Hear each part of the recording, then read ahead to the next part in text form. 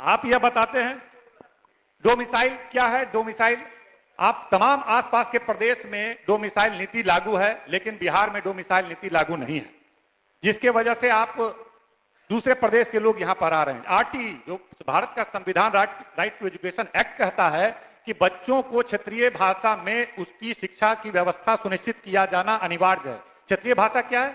हमको बंगाल में नौकरी हो जाए, वो बंगाली बच्चे को मैं कैसे पढ़ा सकता हूं? बंगाली, हमको बंगाली नहीं आता है, उसको हिंदी नहीं आता है, हमको महाराष्ट्र में हो जाए, हमको कहीं और हो जाए, हम कैसे पढ़ा सकते हैं? तो संविधान का उल्लंघन करते हुए बहाली यहां पर हुआ, इसलिए डोमिसाइल लागू होना चाहिए। हम लोग उस वक्त साथ में थे, हम लोग का यह कहना था कि डोमिसाइल लागू होना चाहिए यहां, लेकिन नहीं किया। तरफ हम शिक्षा विभाग पर सबसे ज्यादा सरकार ने खर्च किया और सरकार ने शिक्षा विभाग पे खर्च किया, लेकिन आज शिक्षा विभाग के बारे में भारत सरकार का तमाम जो है वो क्या बताता है? नीति आयोग क्या बता रहा है? सस्टेनेबल जो डेवलपमेंट गोल है, SDG जिसको कहते हैं, वह क्या बता रहा है? बता रहा है कि 100% में 32% मिलता है, मतलब 33% पास होने के लिए होता है, मतलब यह फिसड्डी है। आज बिहार में शिक्षा के मामले में सबसे ज्यादा पिछड़ापन बिहार में है, जबकि सबसे ज्यादा बजट दिया जा रहा है।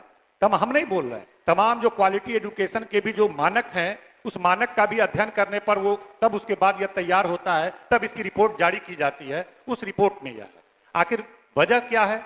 इतने पैसे खर्च करने के बावजूद क्वालिटी एजुकेशन नहीं है। हमारे यहाँ जो मिडिल स्कूल में नाम लिखाते हैं, प्राइमरी स्कूल में, मिडिल स्कूल में आते आते 20% बच्चे नामांक ड्रॉप आउट हो जाते हैं, हाई स्कूल आते आते फिर 20% हो जाते हैं, उससे ऊपर 87% बच्चे हमारे यहाँ जो है उच्च शिक्षा प्राप्त नहीं किए। ये देश में सबसे ज्यादा है कि लगभग 87% से एबव बच्चे हैं जो उच्च शिक्षा प्राप्त नहीं करते हैं।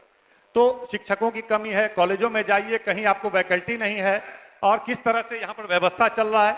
हमारे नेता जब 20 में चुनाव लड़ रहे थे, उन्होंने कहा कि भाई हम आएंगे तो तमाम 10 लाख रोजगार देंगे। तो रोजगार केवल नौकरी देना और उनके जीवन यापन की व्यवस्था करना उद्देश्य नहीं था। नौकरी देने का मतलब है कि सेवाएं उपलब्ध कराना। अगर 5 लाख लोगों को नौकरी मिला, उससे 50 लाख और करोड़ों बच्चे जो गरीब दलित के बच्चे जो सरकारी विद्यालयों में पढ़ रहे हैं, उनको गुणवत्तापूर्ण शिक्षा मिलेगा, यह उद्देश्य था। यह उद्देश्य नहीं था कि 5 लाख लोगों को रोजगार मिले।